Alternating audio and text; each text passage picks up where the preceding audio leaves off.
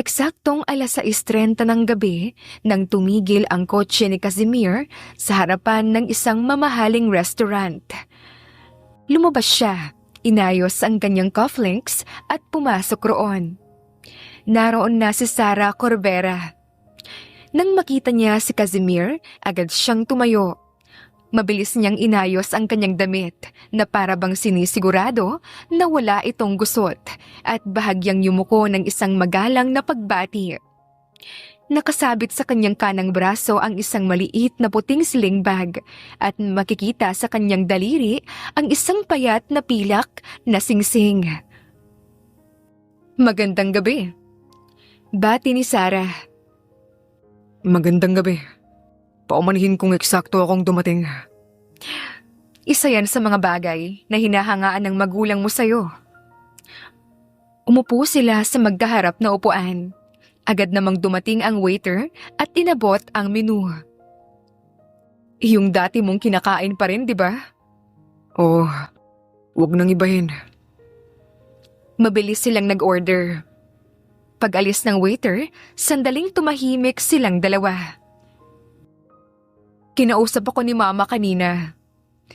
Simula ni Sarah habang inaayos ang kanyang panyo sa kandungan.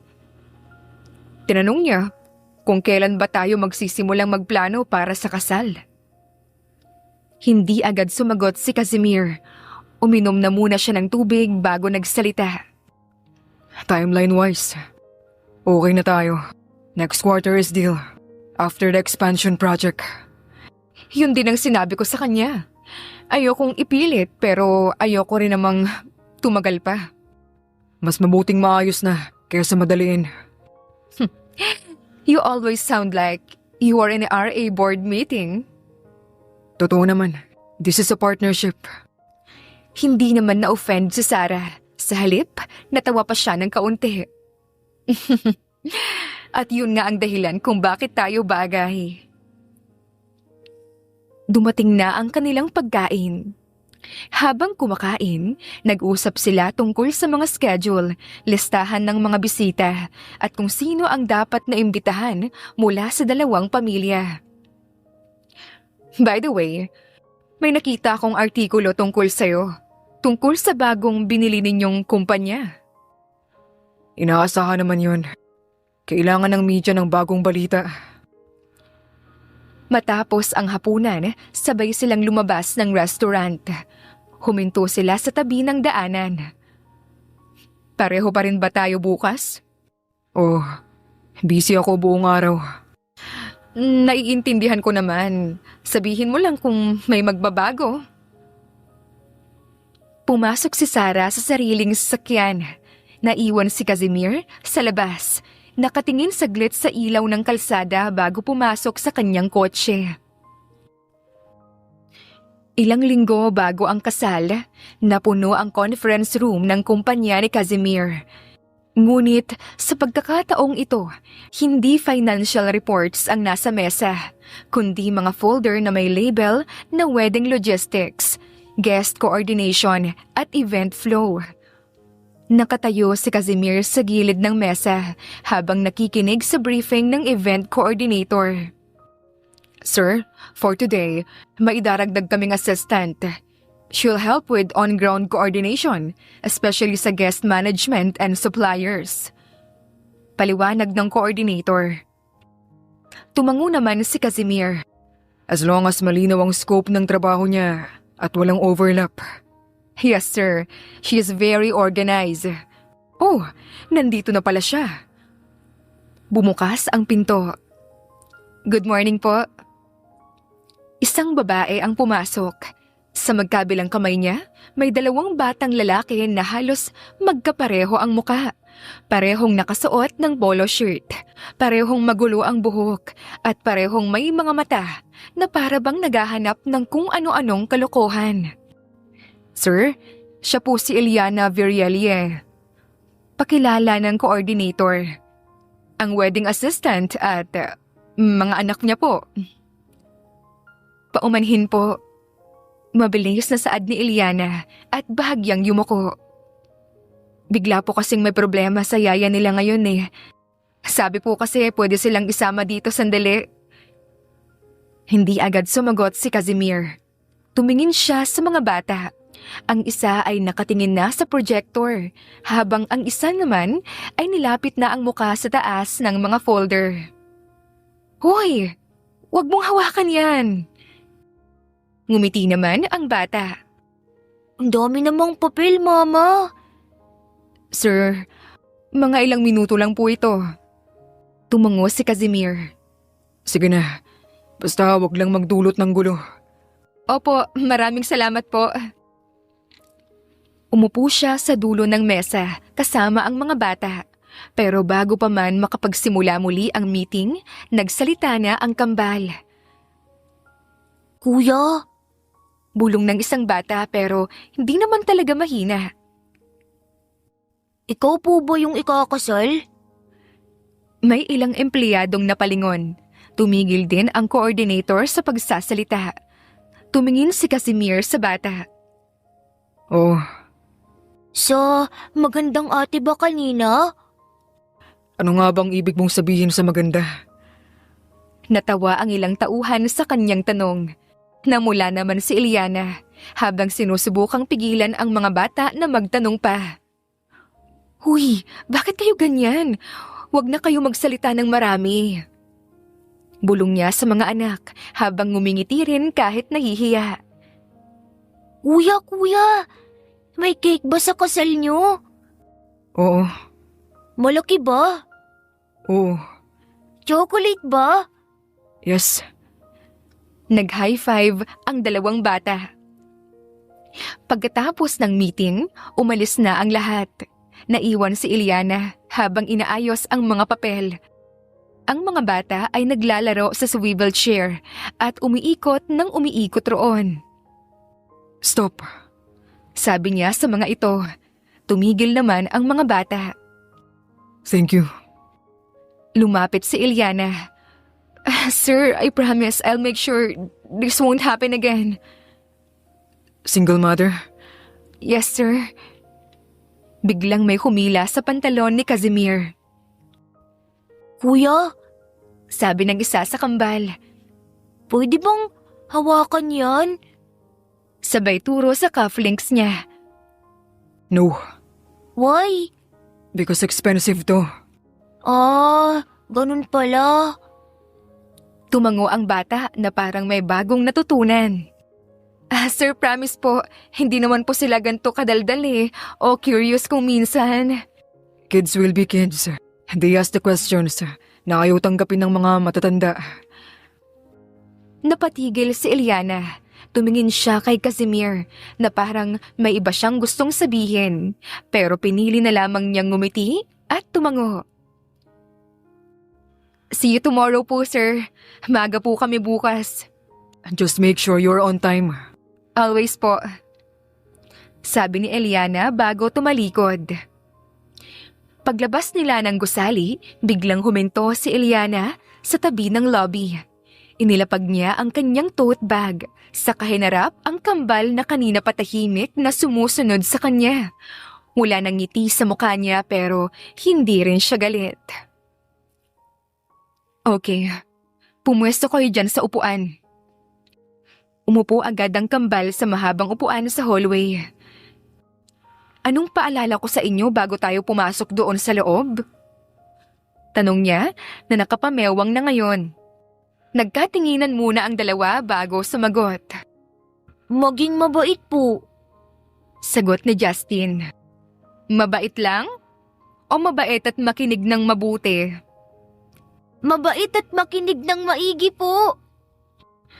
Sabay na sagot ng kambal. Ano naman yung ginawa nyo kanina, ha? Marami po kasi kaming tanong, Ma. Sabi ni Daniel. At umikot-ikot po kami sa upuan. Dagdag naman ni Justin. Huminga ng malalim si Eliana. Alam niyo bang trabaho ito ng mama niyo? Na dito ako kumikita para may makain tayo at makapag-aral kayo?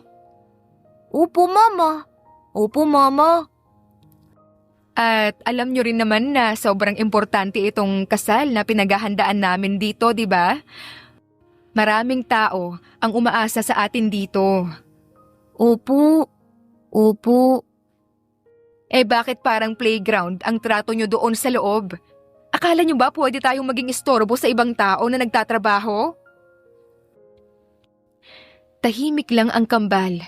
Yumuko ng lubos si Justin, habang ang isa naman ay hawak na ang kamay ng kapatid. Sorry na po, Mama. Bulong ng isa. Di na po kami uulit. Biglang lumambot ang mukha ni Eliana. Lumuhod siya sa harapan ng mga bata para magkapantay sila ng tingin. Hindi ako galit sa inyo, anak. Pero disappointed ako. Kasi alam kong alam ninyo kung gaano ito kahalaga sa akin. Hindi tayo pwedeng maging abala sa iba. Lalo na at may trabaho tayong ginagawa. Tumangulang ang kambal. Si Kuya kanina, seryoso talaga siya, no? Parang galit siya sa atin. Komento ni Daniel. Hindi naman siya galit, anak. Basta tandaan ninyo lang na kapag nasa trabaho tayo, kailangan nating gawin ng tama. Baka bukas payagan kayong tumulong sa amin doon. Basta't makinig kayo ng maigi. Basta hindi na ulit kayo gagawa ng ganito, ha? Huwag na ulit pasaway. Opo, Mama. Promise po. Opo, Mama. Promise po. Sabay na saad ng kambal. At hindi lahat ng tao kayang mag-adjust sa ingay at kakulitan nyo. Kailangan yung matutong rumespeto. Opo. Opo naman. Sabay ulit nilang sagot. Next time, kung may tanong sa akin nyo ibubulong, ha? Clear? Clear. Clear. Saad ng kambal ng seryoso. Seryoso? Sobrang clear. Dagdag naman ni Justin. Okay, good. Pag-uwi ni Eliana noong gabing iyon, tahimik na ang maliit nilang apartment sa ikatatlong palapag ng gusali. Nakahiga na ang kambal sa kanilang double-deck bed na magkatabi sa ibabang bahagi. Magkayakap pa sila sa iisang kumot na medyo maikli na para sa kanilang tangkad. Habang si Eliana ay nakaupo sa gilid ng kama at pinagmamasdan ang dalawang muka na magkahawig. Malalim siyang huminga. Ma? Bulong ni Daniel na hindi pa pala tulog at kitang-kita pa rin ang mga mata niyang bahagyang nakabukas. Galit ka pa ba sa amin? Hindi na, anak. Hindi ako galit. Kailangan lang natin maging mas maingat next time, di ba? Lalo na kapag nasa trabaho tayo. Kay Kuya Casimir po ba? Baka ma-disappoint siya ulit sa atin. Napapikit si Eliana saglit bago tumango. Oo, anak. Lalo na sa kanya. Kasi siya yung nagbigay sa akin ng trabahong to. Yung trabahong kailangan natin para makabili tayo ng pagkain at makabili ng bagong uniforme nyo para sa pasukan. Muling tumahimik ang kambal. Maya-maya pa, narinig na lang ni Eliana ang mahinang hilik nila, kasabay ng mahinang tunog ng aircon sa silid. Tumayo siya at inayos ang kumot sa mga bata at isinara ang ilaw bago lumabas patungong sala. Doon niya kinuha ang kanyang phone mula sa mesa. May isang hindi pa nababasang mensahe na nakapila sa messenger mula sa tiyahin ni Casimir na si Marga. Ginagawa ko po ang lahat ng trabaho na iniatas niyo po sa akin dito sa event team. Reply niya rito. Hindi sapat na naroon ka lang at gumagawa ng trabaho. Ilang linggo na lang bago ang kasal ni Casimir. Kailangan mong gawin ang inutos ko sa'yo. Mensahe ni Marga. Alam ko po, ma'am. Gawin mo ang napag-usapan natin. Sabihin mo sa kanyang totoo. Gamitin mo pa ang mga bata kung kailangan. Basta't matupad mo ang usapan natin bago ang araw ng kasal. Agad na mensahe nito. Nanginginig ang kamay ni Eliana habang nagtatype ng sagot. Hindi po kasing dali ng kung ano yung iniisip niyo. Hindi ko kayang gamitin ang mga bata para sa ganito. Madali lang yan. Kung hindi mo kakalimutan kung paano ka napunta dyan sa apartment na yan. Eliana, kung paano kita tinulungan noong mamatay ang mga magulang mo at walang sino mang tumulong sa inyo ng mga bata. Napahigpit ang hawak niya sa phone hanggang sa mamasa-masa na ang kanyang mga daliri sa pawis. Biglang bumalik sa alaala niya ang isang gabi, 5 taon na ang nakakalipas. Kinabukasan habang inaayos ni Eliana ang seating arrangement sa venue, lumapit si Casimir. Miss Virelia, Opo, sir. may discrepancy sa guest list. This name should not be here. Lumapit si Eliana para tingnan ang papel na hawak ni Casimir. Hanggang sa maamoy niya ang bango ng kolon nito, parang bagong ligo. Kumabog ng sobra ang kanyang dibdib, pero pinilit niyang pigilan ang sarili at tumingin na lamang sa mga nota na nakasulat doon. Yes po, sir. Agad ko na pong aayusin yan.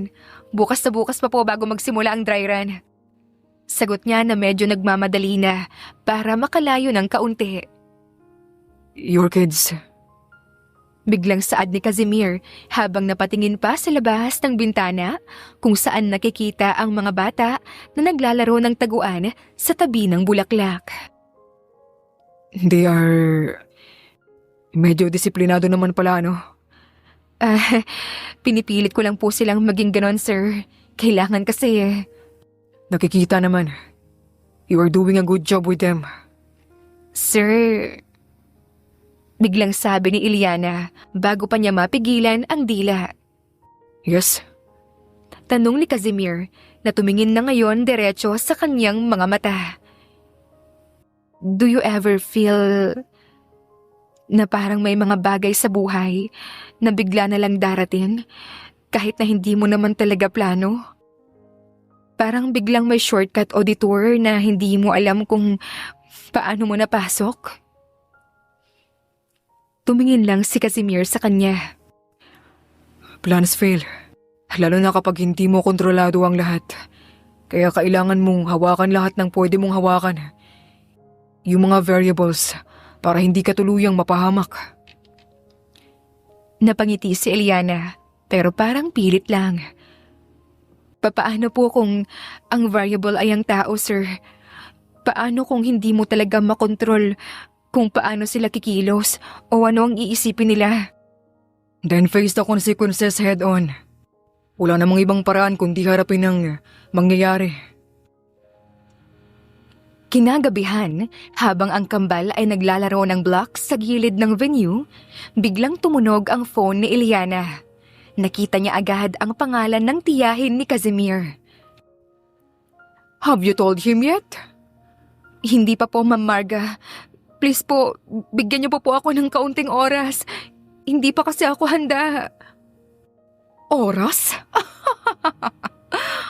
Mukhang nakalimutan mo kung sino ang nagpapatakbo ng sitwasyon mo ngayon, Eliana. Ma'am, ginagawa ko po ito para sa mga anak ko. Ayoko naman pong gamitin sila para sa gantong bagay. Hindi ko kaya. Exactly! Para sa mga bata ito, di ba? Kaya gamitin mo sila. Kailangan niyang makita kung ano ba talaga ang kinalabasan ng mga desisyon niya noon. Naputol ang tawag bago pa makasagot si Eliana. Napahawak siya sa ulo at napayuko ng lubos. Mama? Lumapit ang kambal sa kanya, hawak-hawak pa ang mga laruan. Okay lang ba kayo? Parang hindi ka po okay Ngumiti si Eliana kahit ramdam niya ang sakit sa dibdib na parang pinupunit. Okay lang ako, anak. Basta maglaro kayo dyan, ha? Huwag lang lalayo. Si Kuya Casimir po ba? Mabait naman po, di ba, Ma?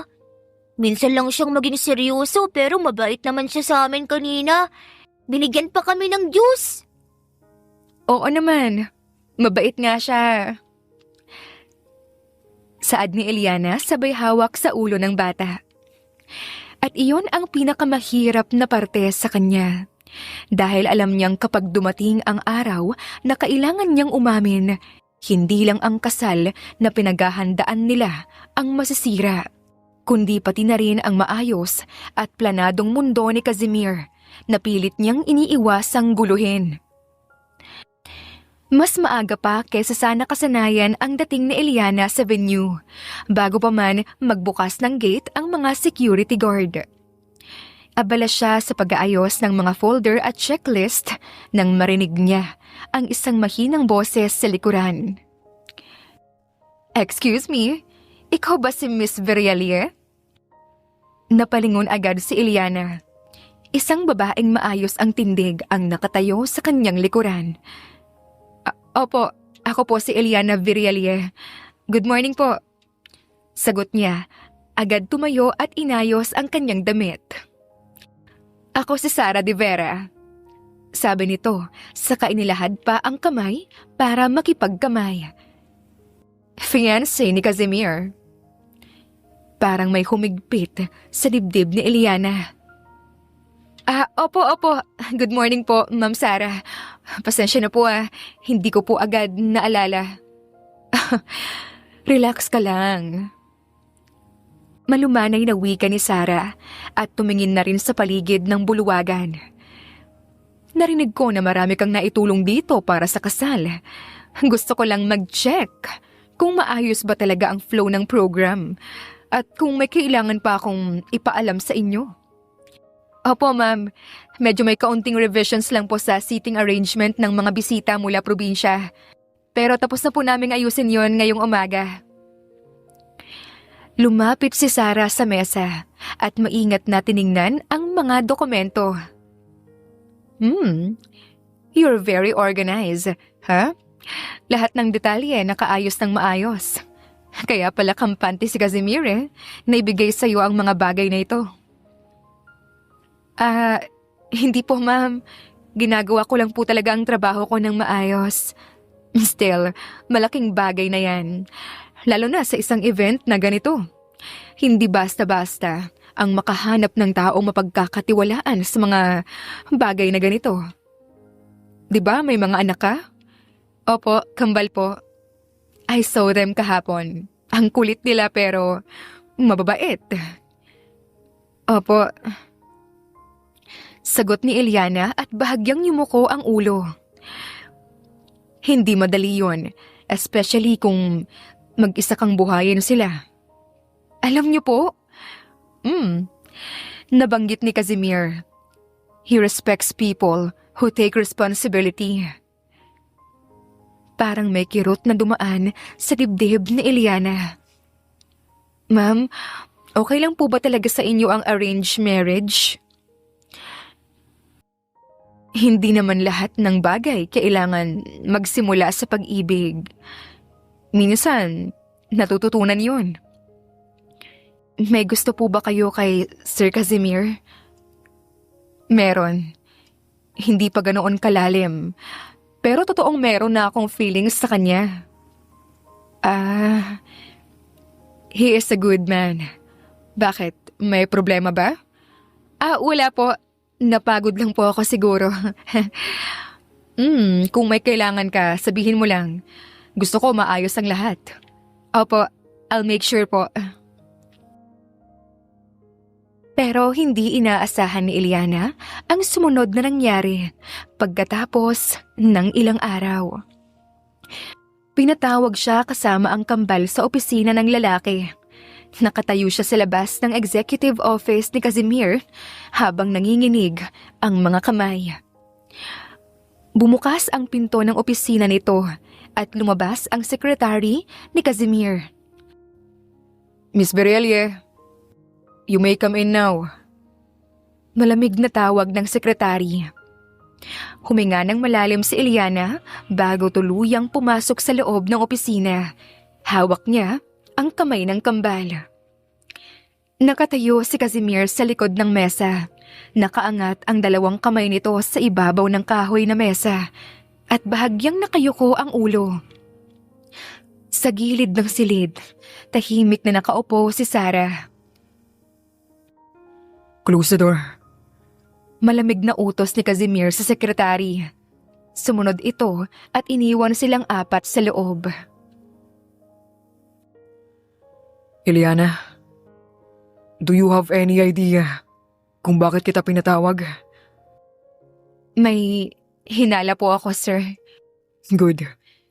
Because I don't want lies. Not today. Lumakad si Casimir palapit sa kanila.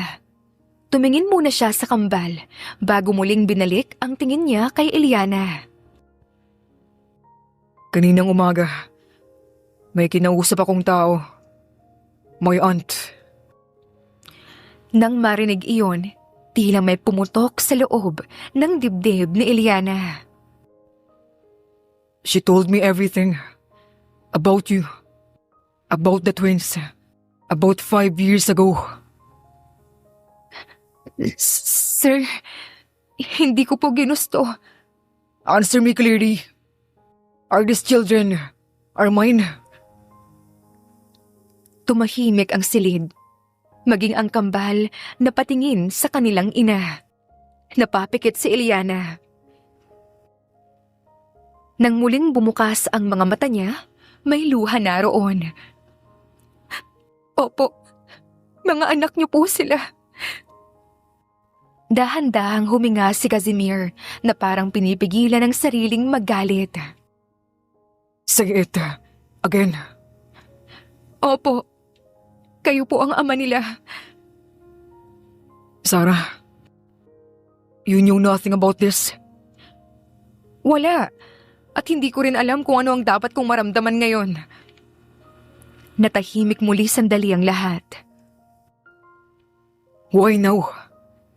Tanong niya at muling bumaling kay Eliana. Bakit ngayon lang ito lumabas? Ayokong sirain ang kasal niyo. Ayokong... Pero you stayed.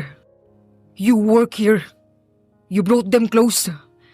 Dahil wala po akong choice. Binantaan po ako ng tiyahin niyo. Siyang tumulong sa amin noon. Pero kapalit po noon kapalit to ng pananahimik ko at ang utang na hindi ko mabayaran. Tumingin ang lalaki sa kambal. Anong pangalan niyo?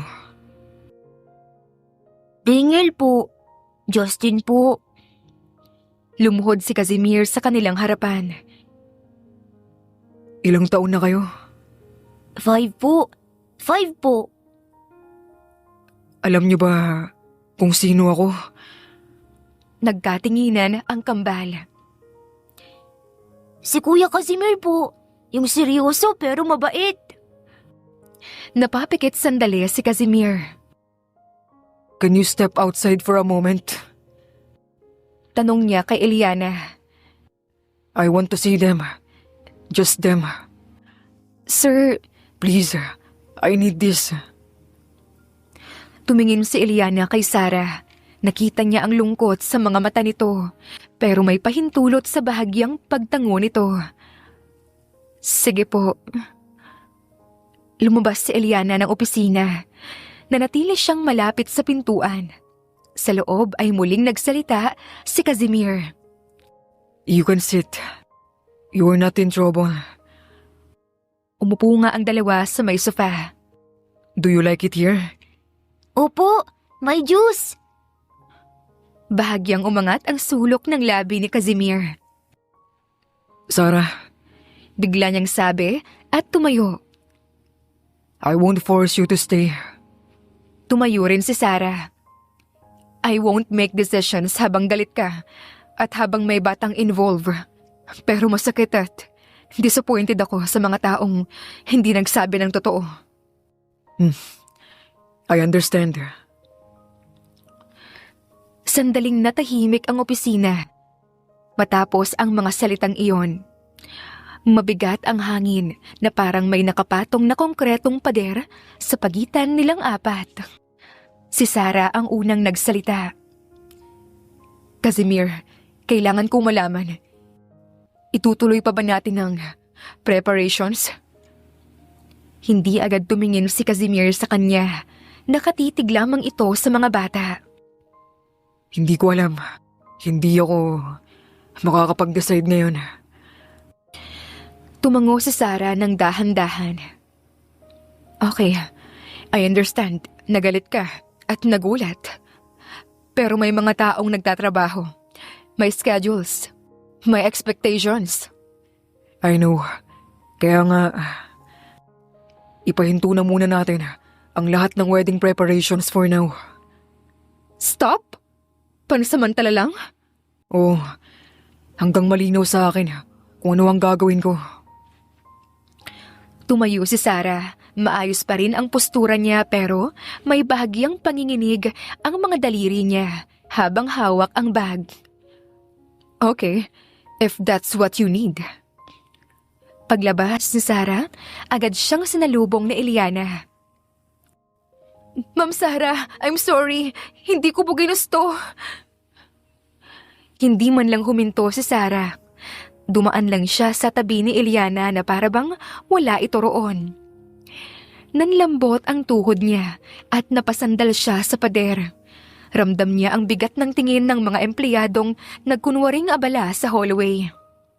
Maya-maya, muling bumukas ang pinto. Eliana, pasok ka na. Sir, Hindi pa tapos ang usapan. Pero malinaw ang isang bagay na walang kasalanan ang mga bata. tumango si Eliana at agad na lumapit sa kambal at hinawakan ang kanilang mga balikat. Kuya, galit ka po ba? Hindi agad sumagot si Casimir. Lumapit siya at lumuhod sa kanilang harapan. Hindi. Nalilito lang. Tumayo siya at muling humarap kay Eliana. You can go for today. Kinagabihan, nang makatulog na ang mga bata, kinuha ni Eliana ang phone at tinawagan agad ang tiyahin ni Casimir. Masaya na po ba kayo? Nasira na nga po ang kasal. Pinatigil na lahat ng preparations. Ang tanga mo talaga, Eliana. Kung sana nakinig ka sa akin noon pa, noong una pa lang, hindi naman sana hahantong sa ganito ang lahat. Ginamit niyo po ako. Ginamit niyo pati mga anak ko para lang mapahinto ang kasal. Ginamit? Hindi ka naman pinilit na magbuntis noon. Sarili mo yung desisyon. Bata pa ako noon. Wala akong pera. Wala akong suporta. Walang kahit na ano. At sino naman ang tumulong sa'yo noon? Sino nagbayad ng hospital bills mo? Sino naghanap ng apartment para sa inyo ng mga bata? Natahimik si Eliana. Alam niyang totoo ang sinasabi nito. Kaya huwag kang umarte na ikaw lang ang nahihirapan at huwag mong isipin na tapos na ito. Kapag nagsalita ka pa tungkol sa totoo, siguraduhin mong handa kang mawalan ng lahat. Binabantaan niyo na naman po ako. Hindi yan banta. Ito ay paalala lamang sa'yo kung ano ang kaya kong gawin. Naputol agad ang tawag. Naupo si Eliana sa sahig ng sala. Yakap ang sarili habang umiiyak ng tahimik. Ang tapang-tapang mo naman para sa kanila. Pero bakit pagdating sa mga ganitong bagay, duwag ka talaga, Eliana?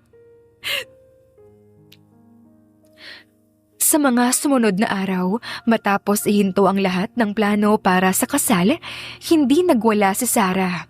Hindi siya nagsalita ng masama sa sino man at lalong hindi niya sinisi ang mga bata. Alam niyang walang kamalay-malay sila sa gulo ng mga matatanda. Pinuntahan niya si Casimir sa opisina nito. Hindi ako pumunta rito para manghusga o makipagtalo. Gusto ko lang tapusin to ng maayos para maging malinaw lahat. Simula ni Sarah. Tumango si Casimir. I'm listening. Sabihin mo lahat ng gusto mong sabihin.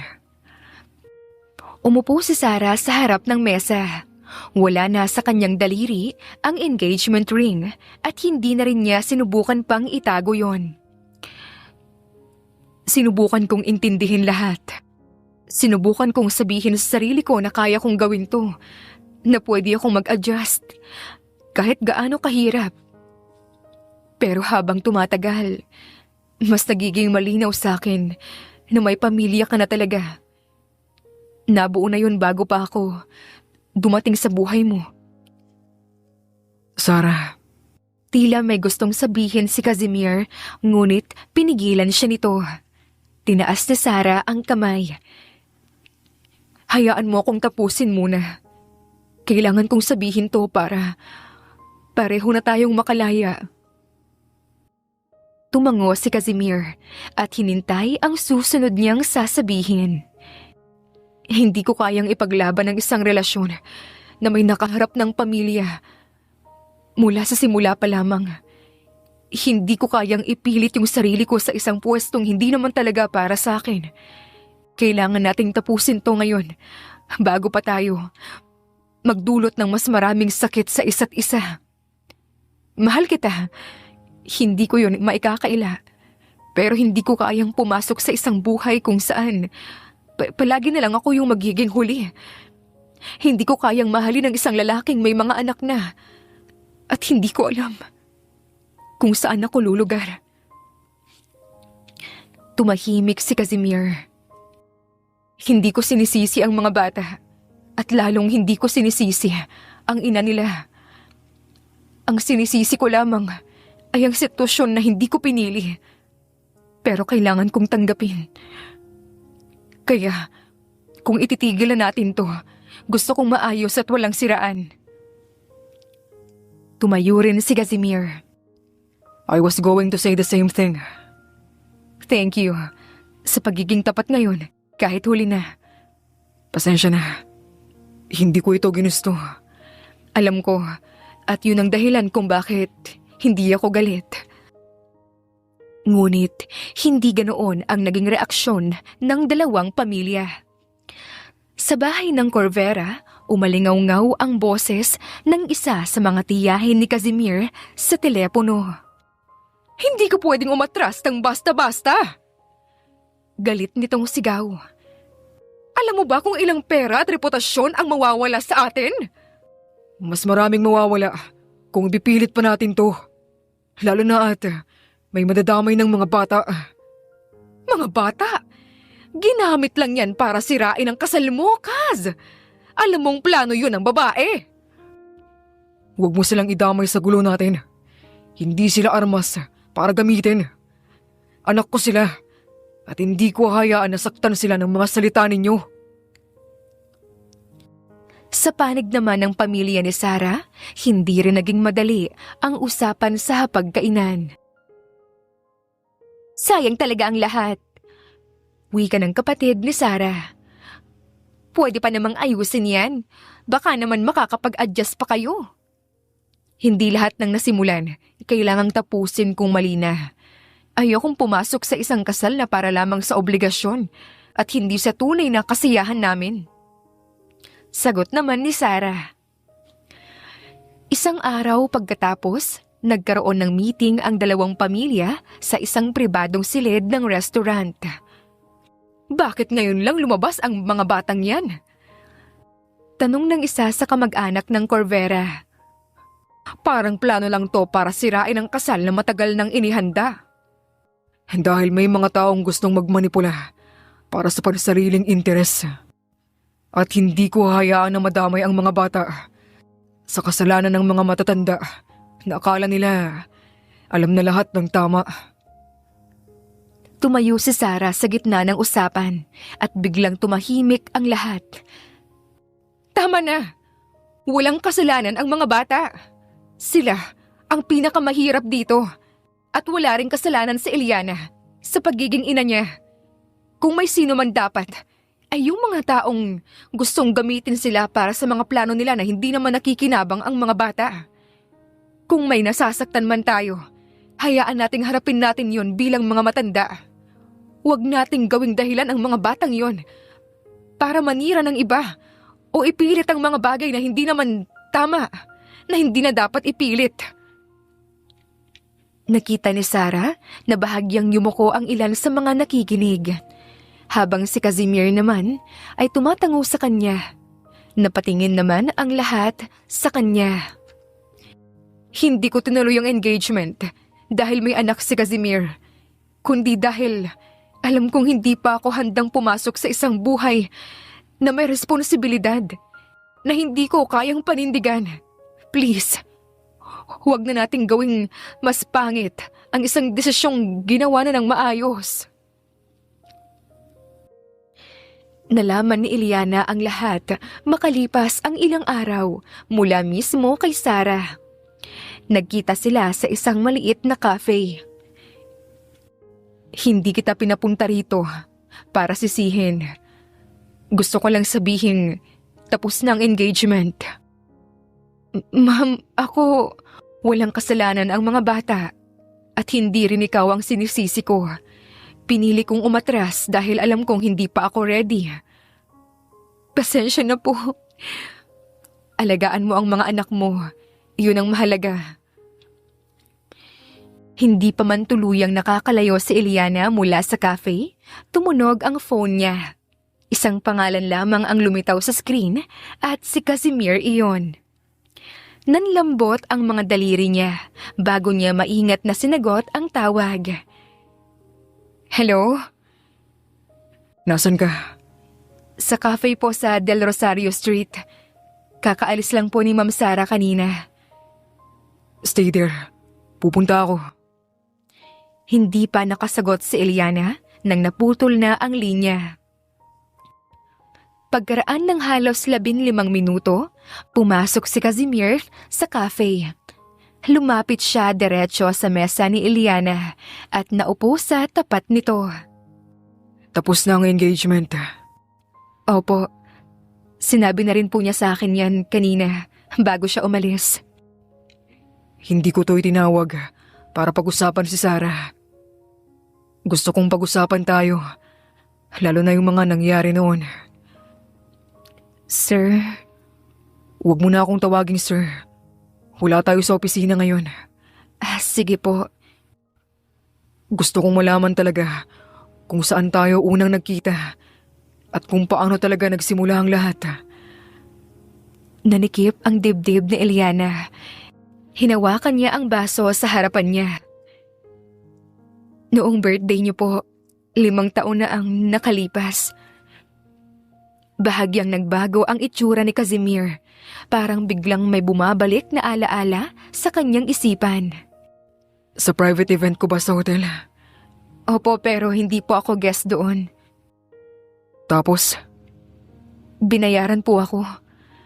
Nang tiyahin niyo po. Para saan? Para akitin kayo. Para may mangyari sa atin ng gabing yun. Bakit ka pumayag? Wala po akong pera noon. Kakamatay lang po ng mga magulang ko at may sakit pa po yung bunso kong kapatid. Wala akong ibang mapagkukuhanan ng pera at wala rin akong matakbuhan. Alam mo bang kasal na dapat ako noon? Hindi po. Sinabi lang po sa akin na birthday niyo at kailangan niyo pong makalimot sa stress ng trabaho. Pumikit si Casimir. Parang may mga larawan na biglang bumukas sa isip niya. May mask ka nun na itim at hindi mo talaga inalis yun buong gabi. Opo, yun po yung kondisyon niya. Sabi niya hindi niyo dapat makita ang mukha ko para hindi na tayo muli pang magkita pagkatapos. At kinabukasan nga nun, umalis ka ng maaga. Walang naiwang pangalan o numero. Parang hindi ka man lang naroon.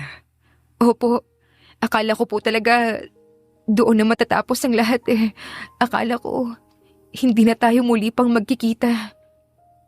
Pero nabuntis ka. Opo, at hindi ko po alam kung paano sasabihin sa inyo. Hanggang sa muling lumapit yung tiyahin niyo. Pagkatapos kong malamang buntis ako. Siya ba ang nag-utos sa'yong manahimik? Opo, kapalit po ng tulong niya sa akin at sa pamilya ko.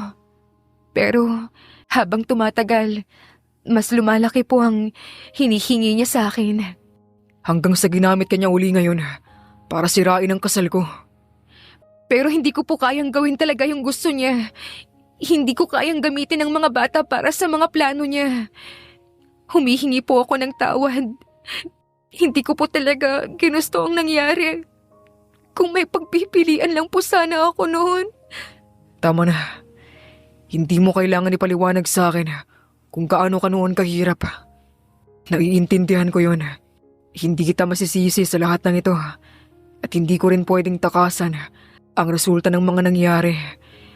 Galit po ba kayo sa akin? Hindi. Galit ako sa mga taong ginamit tayong pareho at ginamit tayo para sa kanilang pansariling interes. Napayo ko si Eliana. Wala na po akong magagawa. Tapos na yun at may mga anak na tayo.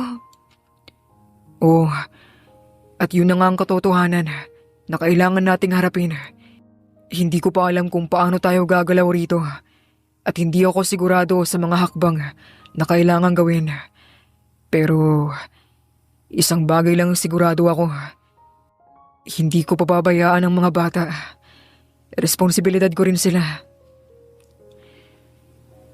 Kinabukasan mismo, matapos makuha ang lahat ng screenshots, bank transfer records, at mga lumang mensahe na itinago ni Eliana, sa takot na balang araw ay kailanganin niya, personal niyang ipinahawak ang kaso sa legal team ng kumpanya. Dinala si Marga sa presinto ng hapon ding iyon. Hindi siya nagwala, hindi rin siya umiyak. Sa halip, umupo siya ng tuwid sa harap ng mesa ng investigador. Wala akong kinalaman dyan. Gumawa lang ng kwento ang babaeng yan para sirain ako. Lumapit si Casimir at inilapag ang makapal na folder sa mesa. May bank transfers dito mula sa iyong account patungo kay Eliana. May mga mensahe mong nag-uutos sa kanya. May mga witness na makapagsasabi ng totoo. Huwag mo nang insultuhin pang sarili mo sa paulit-ulit na pagsisinungaling. Choice mo pa rin ang nangyari noon, Kaz. At choice rin ng babaeng yan na tanggapin ang pera ko. Hindi ko kayo tinutukan ng baril para gawin yun. Totoo naman, may choice ako noon. May choice kami na parehong gawin ang mga bagay na yon. Tumingin si Casimir sa kanya sandali, saka muling humarap sa kanyang tiyahin. Pero choice mo ring manipulahin ang sitwasyon pagkatapos. At choice mo yung ulitin.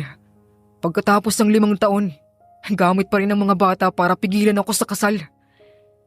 Ginawa ko lang ang dapat kong gawin para sa'yo at para sa pamilya natin. Bakit? Bakit ayaw mo na magpakasal ako kay Sarah? Tumahimik ang buong silid ng investigasyon. Ilang segundo ang lumipas bago muling nagsalita si Marga. Dahil sa kanila at sa pamilya ni Sarah. Ipaliwanag mo. Nakalimutan mo na ba kung paano tayo naghirap noon? Kung paano biglang bumagsak ang kumpanya ng pamilya natin dahil sa mga ginawa nila? Akala mo aksidente lang na mawawalan tayo ng lahat. Ha! Dugtong ni Marga habang namumula na ang mga pisngi sa galit. Hindi. Sila ang nagmaniobra ng mga kontrata. Sila ang nagpasara ng mga negosyo natin.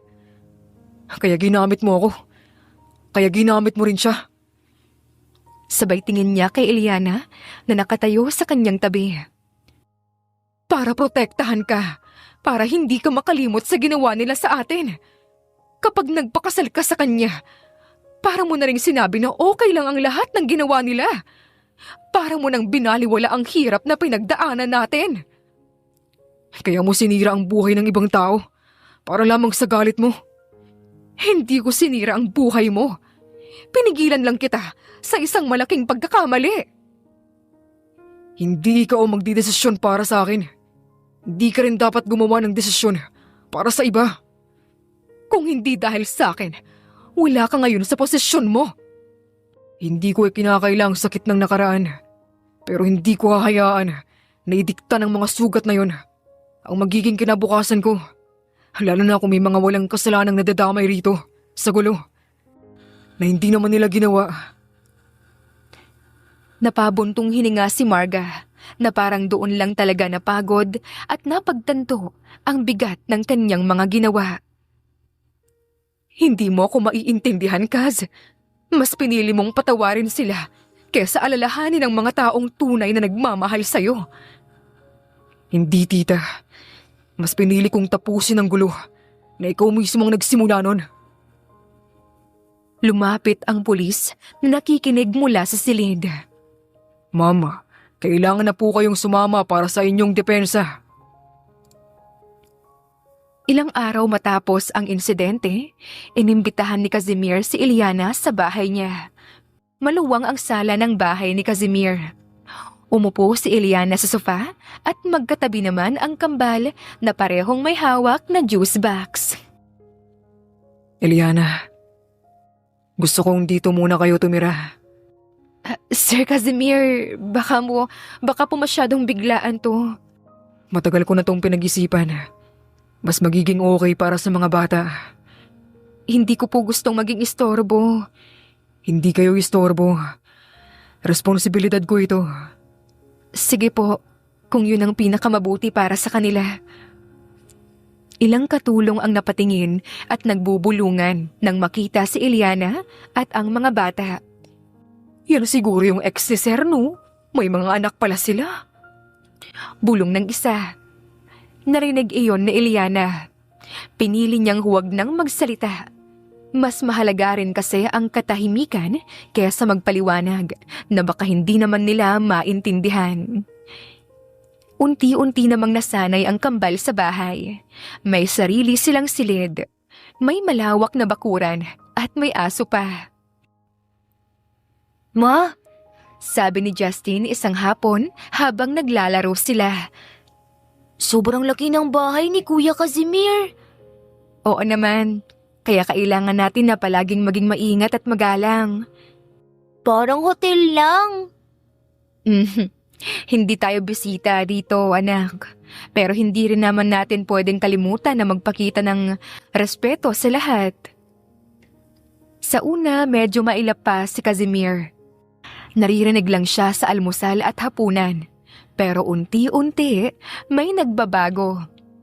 Nakita ni Iliana si Casimir sa kusina. Nakakunot noo habang hawak ang lunchbox ng mga bata. May problema ba? Hindi ko alam kung saan ilalagay itong sandwich. Yung may kulay asul? Ayaw ni Daniel sa pula eh. Sa bakuran, minsan nilapitan siya ng kambal habang naglalaro. Kuya, Tanong ni Daniel habang binabato ang bola. lagi ka bang nandito dito? Lagi naman. Bakit? Di ko kasi umaalis tulad ng ibang uncle na dumadaan lang minsan. Tumigil si Casimir. Lumuhod siya para magpantay sila ng mata ng mga bata. Hindi niyo ako uncle. Pero palagi ako nandito para sa inyo. Para bang papa? Napahinto si Casimir. Kung gusto niyo akong tawaging papa, pwede naman. Tahimik lang sana ang hapon sa bahay hanggang sa dumating ang delivery truck.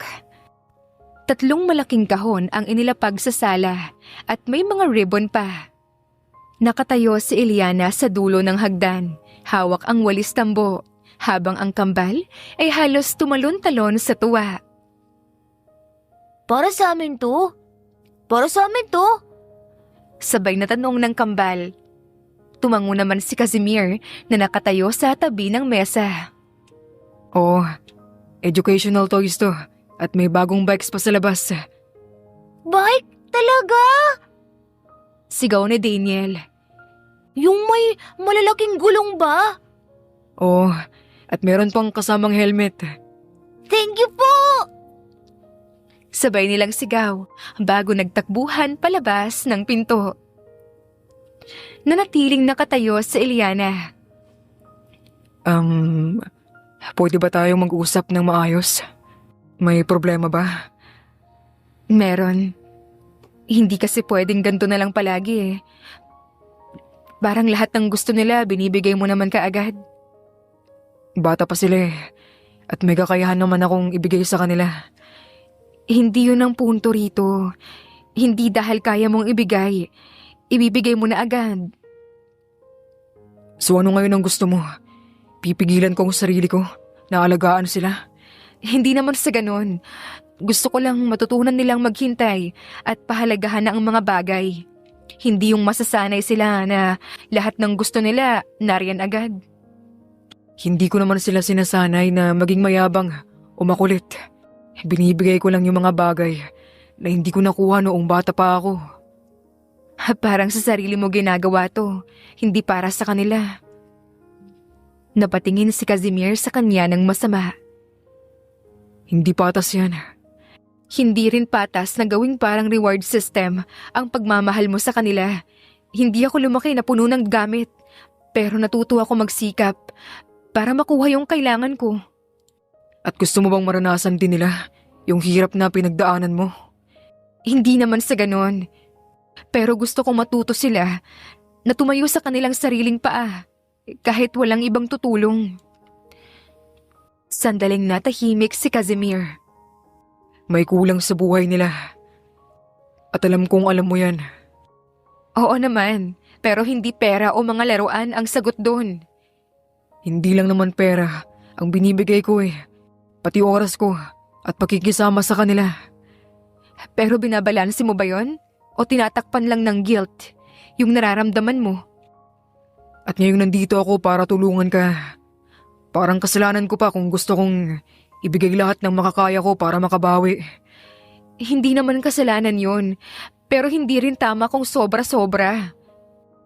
Gusto ko lang naman silang makitang masaya. Tumataas na ang mga boses nila nang biglang may umubo sa likuran nila. Pareho silang napalingon. Nakatayo ang mayordomang si Aling Teresa sa pintuan ng kusina. Kung maaari po, ay maging mahinahon sana kayo. Baka pwedeng ibaba muna natin ang boses natin.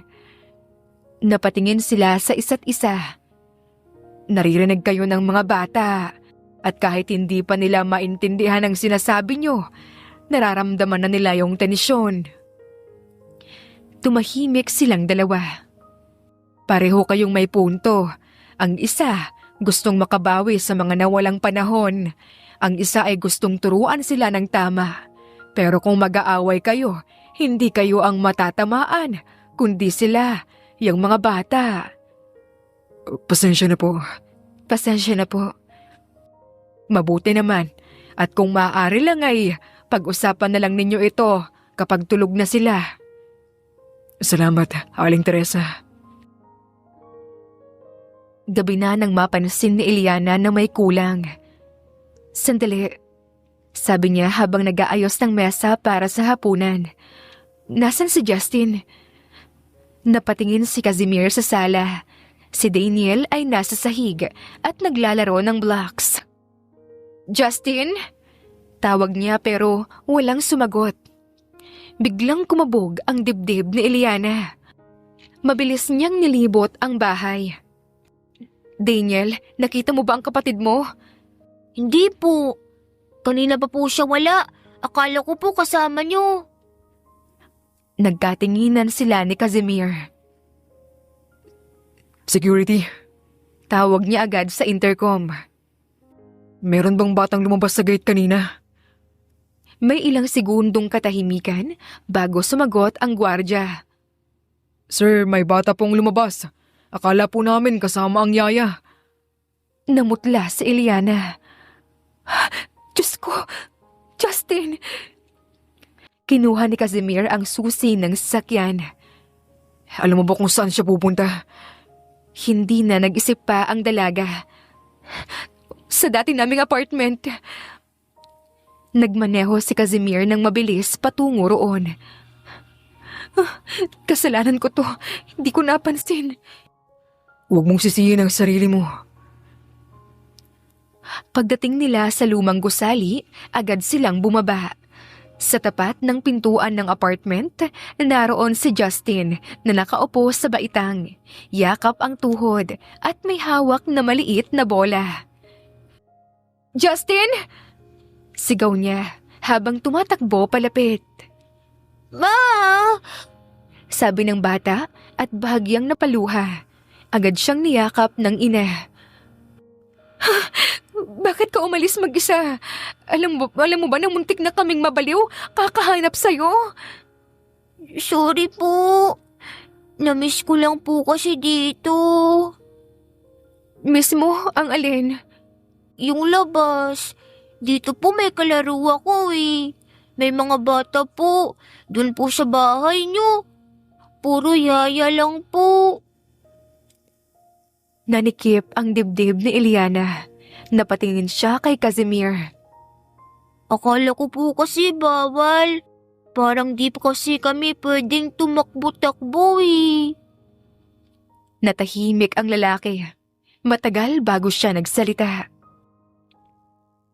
Hindi bawal. Hindi ko lang naisip. Hindi naman po namin kailangan ng maraming laruan. Gusto lang po namin maglaro. Huminga ng malalim ang lalaki. Tumingin siya kay Eliana. Pwede kayong maglaro. Pwede kayong lumabas. Aayusin natin. Talaga po? Oo, basta may kasama kayo Salamat po, Papa. Napatingin si Eliana sa kanyang anak. Justin. Ngunit, hindi na umatras ang bata. Sa halip, tumingin siya kay Casimir. Hindi agad nagsalita ang binata. Parang may bumigat at gumaan sa kanyang dibdib ng sabay. Okay lang. Lumapit si Daniel na kanina pa tahimik. Pwede rin po ba akong tumawag na Papa? Oo naman, pwede. Lumapit ang dalawang bata at niyakap siya. Nagising si Eliana kinabukasan. Tahimik pa ang bahay, pero sanay na ang katawan niyang gumalaw bago pa mag-ingay ang mundo. Kinuha niya ang echo bag sa kusina at inilapag sa mesa. Ma, may ulam ba mamaya? Meron. Pero kailangan muna nating mamalengke. Wala na po bang pagkain? Tanong ni Justin na nakasunod na rin. Meron pa, pero mas masarap kung fresh. Narinig ni Casimir ang usapan habang pababa ng hagdan. Naka-white shirt lang siya. Sasama ako. Ha? Walang mamamalengke at gusto kong makita kung paano. Sigurado ka? Oo, kaya ko yan.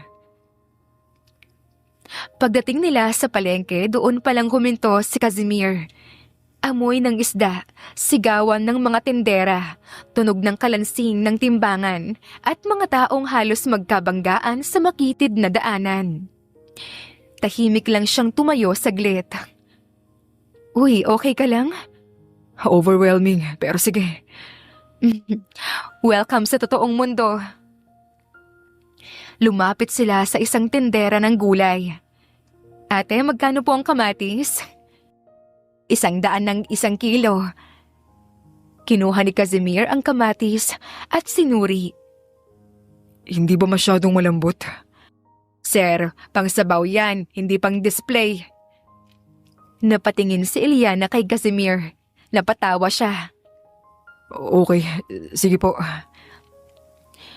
Habang naglalakad sila, halos bago sa kanyang lahat. Bakit kayo dito bumibili ng isda? Mas sariwa at kilala ko ang mga tendera.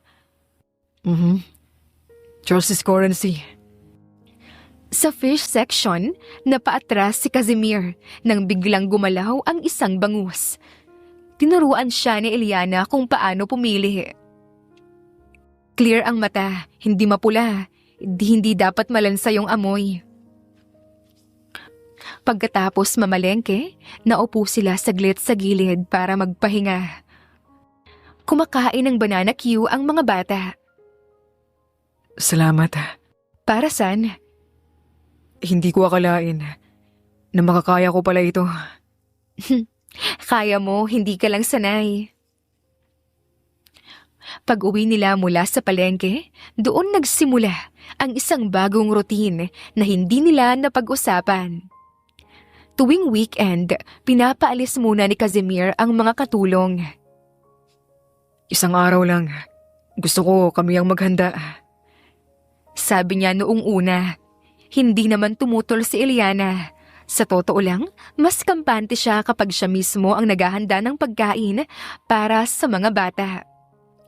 Magkatabi sila sa kusina. Papa, ikaw ba magluluto ng itlog? Susubukan ko. Pero huwag kayong umasa ng sobra. Huwag mo kasing ibagsak ng husto, baka mabasag talaga yan. Ganito ba? Mas banayad lang. Ganto. Sabay hawak sa kamay ni Casimir para ayusin ang galaw. Natigilan silang dalawa. Mabilis niyang binitawan ang kamay nito. Ay, sorry, hindi ko sinasadya. Okay lang. Nagkatinginan sila saglit, saka parehong umiwas ng tingin. Ma, gutom na kami. 5 minutes lang, promise. Tulungan niyo naman si Papa niyo. Kami na po maghahanda ng carrots. Habang naghihiwa si Eliana, napansin niyang tahimik na tahimik si Casimir. Okay ka lang ba? Oo naman. Hindi lang ako sanay sa ganitong setup. Hindi na sumagot si Eliana, pero hindi rin siya umalis sa tabi nito. Bandang tanghali na, sabay-sabay silang kumain. Ang ulam nila ay medyo maalat nga lang, pero masarap pa rin naman. Papa, ikaw ang pinakamasarap magluto. Masarap kasi kapag sama-sama po tayo na naghahanda at kumakain. Habang naguhugas sila ng pinggan, magkatabi silang muli ni Eliana sa lababo. Ako na rin yan. Sabi ni Casimir at inabot ang plato. Hindi mo pa nga alam kung alin dyan ang pangbaso at pangplato. Basta, practice lang kailangan. Biglang may malakas na sigaw mula sa likuran nila. Takbuhan na! Sigaw ng kambal. Bago pa sila makaiwas, sabay na tumambad sa kanila ang dalawang bata. Bumagsak ang plato sa lababo. Napaatras si Eliana at napasulong naman si Casimir. Doon sila nagbanggaan. Napatingin sila sa isa't isa ng diretsyo. Kung bahagya silang gumalaw, baka mapalapit sila. Oops! Sorry po! Mabilis silang naghiwalay. Ay, sorry. Namula si Eliana. Umiwas siya ng tingin at nagkunwaring abala sa paghuhugas ng lababo. Maglaro na kayo sa sala. Opo. Sagot ng mga bata na halatang hindi alam kung ano ang muntik nang mangyari. Naiwan silang dalawa sa kusina. Hindi ko sinasadya yun. Lalong naging awkward ang katahimikan pagkatapos noon. Coffee na lang tayo. Oo naman, please. Habang naghahanda ng kape si Casimir, napansin ni Eliana na nanginginig pa rin ang kamay niya. Hindi niya alam kung dahil sa kaba o dahil sa isang damdamin na pilit niyang tinataboy, pero parang mas lalo lamang lumalakas. Umupo sila sa mesa ng magkaharap. Salamat sa effort mo at sa oras na binigay mo sa amin. Baka pwede na nating gawing permanenteng ganito tuwing weekend. Saad ni Casimir habang nakatingin sa mga daliri niya na nakapatong sa mug ng kape. Permanenteng ganito? Ang bilis mong makasanay. Kanina pa lang sinasabi mong hindi ka sanay sa setup na to. Ewan ko ba, baka nga hindi ako sanay. Pero parang tama lang naman kasi masarap. Tulad ng sinabi ni Justin, kapag sama-sama tayong naghahanda at kumakain. Maagang nagsara ang laptop ni Casimir sa opisina. 6:00 pa lang, nakatayo na siya upang umuwi. Sir, may follow-up po sana tayo sa projections for next quarter. Pahabol ng isa sa board members na si Miss Reyes. Bukas na lang. Uuwi ako ng maaga eh. Nagkatinginan ang mga nasa mesa at mukhang nagulat sila sa bilis ng desisyon ni Casimir na dati ay laging huling umaalis sa opisina. Paglabas ni Casimir, hindi na napigilan ang bulungan. Hindi naman ganyan dati si Sir Casimir na parang hindi na siya yung workaholic na kilala natin. Sabi ng isa pang board member. Alam naman natin na may anak siya na kambal, pero parang iba na talaga ngayon. Minsan nakikita pa namin siyang nagche-check ng phone habang nasa meeting. Baka yun yung mga bata. Hindi rin nakaligtas kay Eliana ang mga tingin at usapan sa opisina. Nang pumasok siya sa pantry para kumuha ng tubig, biglang tumigil ang usapan ng mga empleyada. Grabe no, ang bilis namang magbago ng takbo ng buhay. Bulong ng isang empleyada, di man lang hininaan ang boses kaya't narinig talaga ni Eliana. Hindi ko alam kung paano niya nagawa yun. Mula sa pagiging assistant, biglang parang parte na ng pamilya ng boss. Single mom pa naman siya, tapos biglang naging ganito. Baka naman talagang meron siyang plano. Di ba obvious? Ginamit ang mga bata para mapalapit kay Sir Casimir. Narinig yun lahat ni Eliana. Huminto siya saglit sa pintuan ng pantry. Kinagat ang ibabang labi at huminga ng malalim para pigilan ang luha. Sa kanya ay tinuloy ang paglalakad patungo sa kanyang mesa. Hawak-hawak na ang kanyang bag. Hindi na bago ang gantong tingin sa kanya noon. Noon pa man ay may mga chismis na rin kapag nakikita siyang kasama si Casimir sa lababo. Pero mas masakit lang ngayon dahil alam niyang hindi lang siya ang tinatamaan, pati ang mga bata na sobrang bait at masayahin. Baka marinig din nila ang mga ganitong usapan at masaktan. Kinagabihan, nasa sala si Casimir, nagbabasa ng email sa tablet habang nakaupo sa may sofa. Samantalang ang kambal na sina Daniel at Justin ay naglalaro ng mga robot toys sa sahig, nagtatawanan habang pinaglalaban ang kanilang mga laruan. Nasa kusina naman si Eliana, naghihiwa ng mansanas at melon sa cutting board. Maaga ka ulit bukas? Hindi pa rin tumitingin kay Casimir na tanong niya habang patuloy sa paghihiwa. Oh, sagot naman ito. Ibinaba na muna ang tablet para tumingin sa kanya. Board meeting ng 7:00 ng umaga. Kailangan kong maunawaan muna yung bagong data na pinadala kanina. Tumango si Eliana. Tapos na rin siyang maghiwa at inilalagay na lang ang mga prutas sa tray. May nagtanong na naman kanina sa pantry.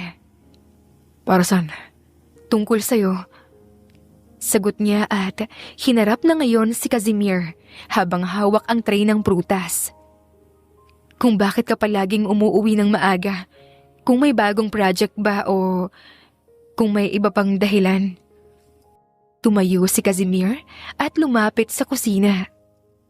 Anong sinabi mo? Wala. Hindi ko naman kailangan magpaliwanag sa kanila kung ano o bakit. Basta alam ko naman kung ano ang totoo. May problema ba? Kung naghihirapan ka na sa mga chismis, pwede kong... Hindi. Huwag mong baguhin ang kilos mo dahil lang sa sasabihin nila. Alam mo naman na hindi tayo gumagawa ng masama, di ba? Nagkita sina Sarah at Casimir malapit sa business district. Nauna si Sarah sa mesa sa sulok. Salamat sa oras. Alam kong busy ka sa trabaho. Bungad niya nang dumating si Casimir at umupo sa kanyang tapat. Walang anuman. Sagot ng lalaki. Tumingin na muna sa waiter bago tumingin kay Sarah. Mukhang busy ka nga. Kamusta na? Oo, sobrang busy kesa dati. Pinagkatiwala na sa akin ni Papa yung ilang major accounts sa ibang lungsod. Nakakapagod talaga, lalo na kapag may mga flight. Pero masaya naman. Parang finally, nakikita ko na yung bunga ng mga pinaghirapan ko. Bagay yan sa'yo, Sarah. Alam kong matalino ka at kayang-kaya mong hawakan yun. Saglit silang natahimik. Napansin ko lang. Nakita kita minsan sa mall kasama ang mga bata at si Iliana. Mas maaga ka nang umuuwi ngayon at mukhang mas kalmado ka na rin. Hindi ka na yung parang laging pressured dati. Ganun ba? Oo, at hindi yun masama ha. Basta curious lang ako dahil matagal na kasi tayong hindi nagkita ng ganito. Uminom muna si Sarah ng marami bago nagtanong ng direkta. Masaya ka ba dahil sa mga bata o dahil kay Iliana?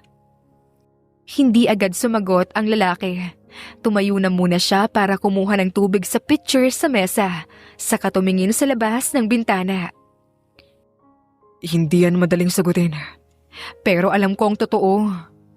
Which is, Masaya ako kapag nakikita kong maayos ang mga bata, kapag naririnig kong tumatawa sila, kapag alam ko na meron akong uuwian.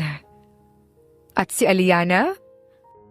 Hindi naman siya mahirap mahalin.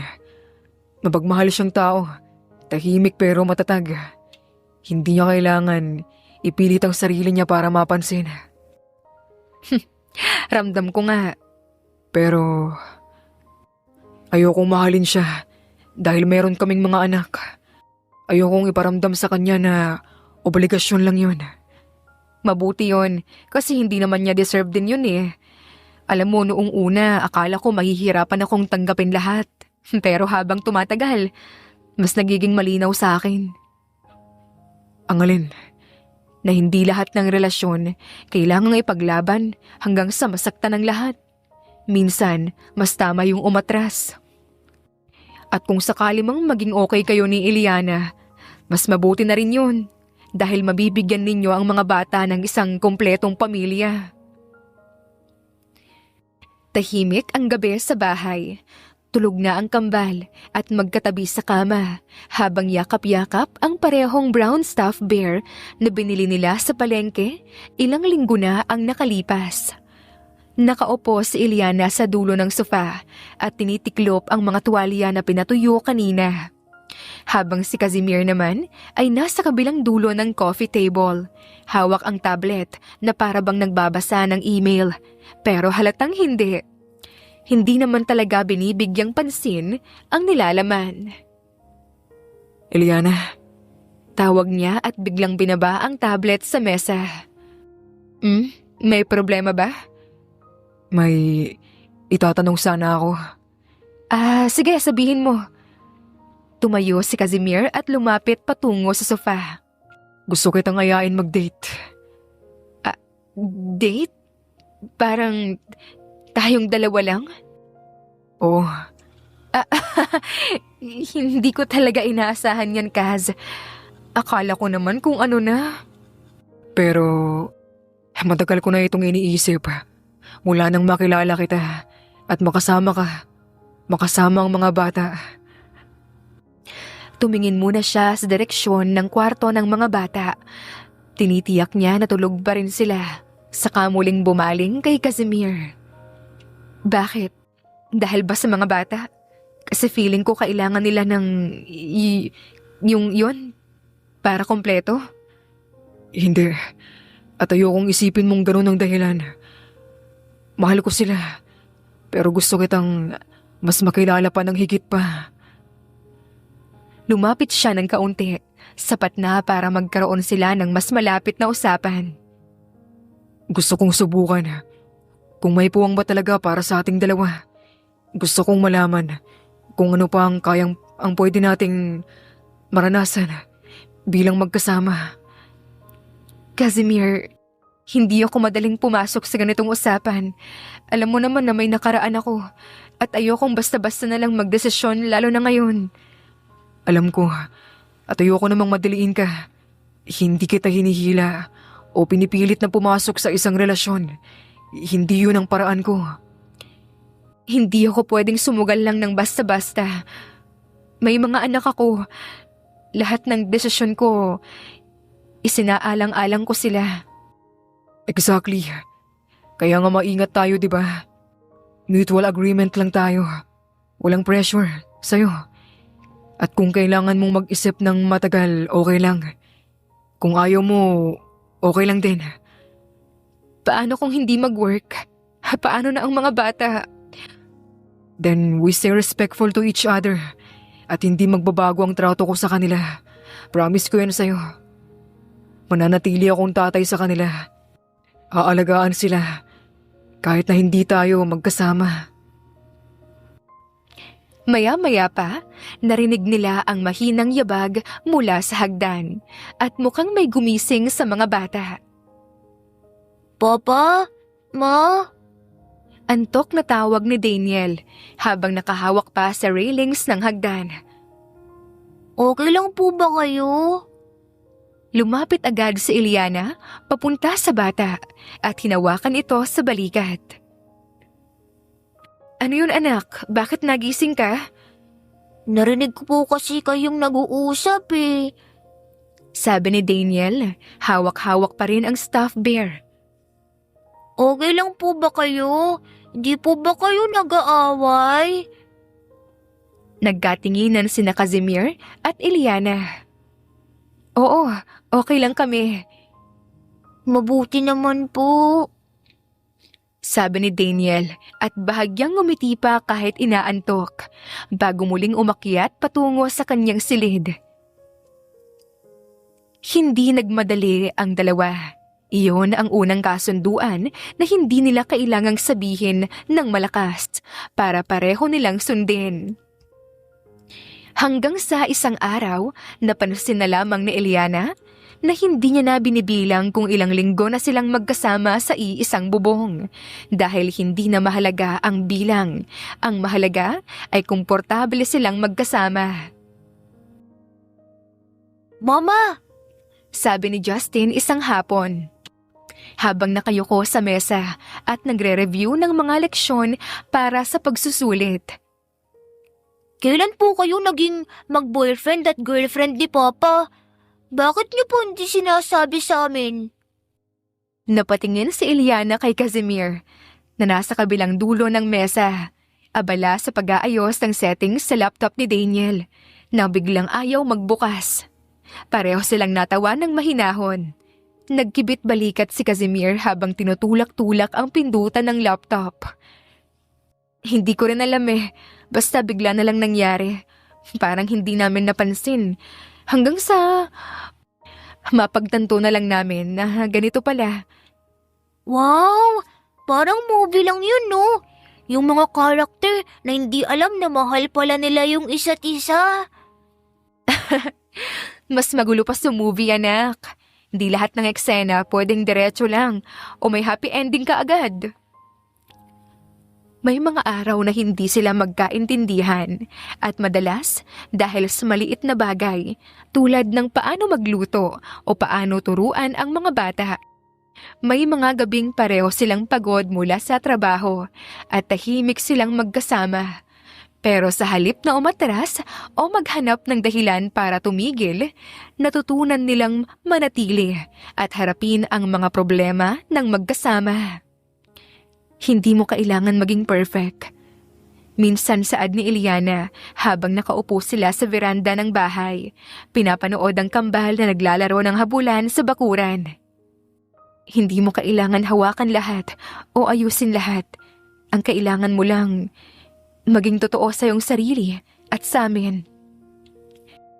At ikaw naman, Saad ni Casimir, saka hinawakan ang kamay ng babae at hinihimas ito ng dahan-dahan. hindi ka na mag-isa ngayon. Meron nang ako sa buhay mo. Doon nila napagtanto na hindi pala bigla ang pagmamahal ang nagbuo sa kanila at sa kanilang pamilya, kundi desisyon. Lumipas ang mga taon. Papa! Reklamo ni Daniel isang umaga habang inilalagay ang uniforme sa kama. Bakit kailangan pang plansahin ng uniform? Basta naman malinis na yan eh.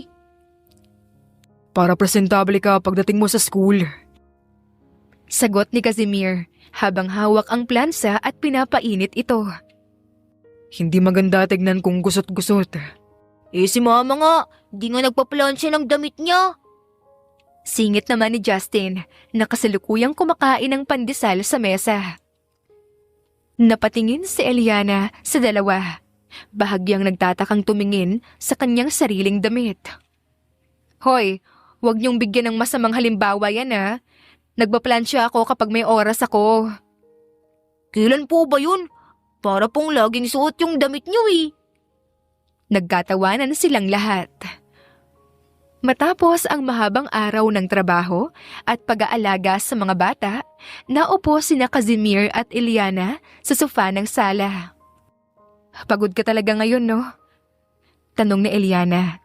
Hinaplos ang balikat ni Casimir na mukhang pagod na pagod. Oh, pero parang worth it lahat ng pinagdaanan natin ngayong araw. I've been thinking, gusto kitang pakasalan, Eliana. Gusto kong gawing opisyal to. Teka, yung mga bata ba, natanong mo na? Ngumiti si Casimir na parang may tinatagong sekreto. Actually, Papa! Biglang sigaw ni Daniel mula sa hagdan. Narinig namin lahat yun! Hay, hindi talaga marunong magtago ng sekreto tong mga to. Kami po ang maglalakad kay mama papunta sa altar ha.